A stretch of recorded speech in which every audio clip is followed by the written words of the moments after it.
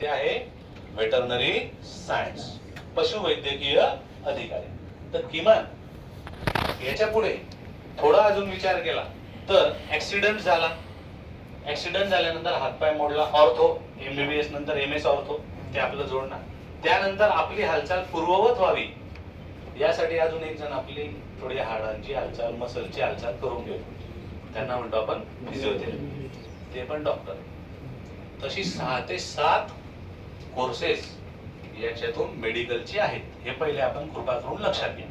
तर हे जे 600 मार्क्स आहेत ना, 600 650 हे एमबीबीएस चे. यातल्या प्रत्येकाला इतके मार्क्स लागत नाही, हे आपण लक्षात घ्या. एमबीबीएस, बीडीएस, दातांचा पण बीडीएस सगळ्यांना माहिती, या सगळ्या कोर्सेसचं प्रत्येकाचं वेगवेगळं मेरिट आहे आणि ऍडमिशनची प्रक्रिया पण वेगवेगळी, ती पण थोडक्यात समजावून सांगून देतो. मुलांना आपण शाळेत घालताना जिल्हा परिषदेच्या शाळेत शिकायला पाठवलं तर फी लागते का? पूर्ण शिक्षण गव्हर्नमेंट आहे. दुसरा एक प्रकार असतो, वेगवेगळ्या संस्थांनी उभारलेल्या शाळा आहेत, मॅनेजमेंट आणि पगार सरकारी, त्यांना आपण सेमी गव्हर्नमेंट म्हणू.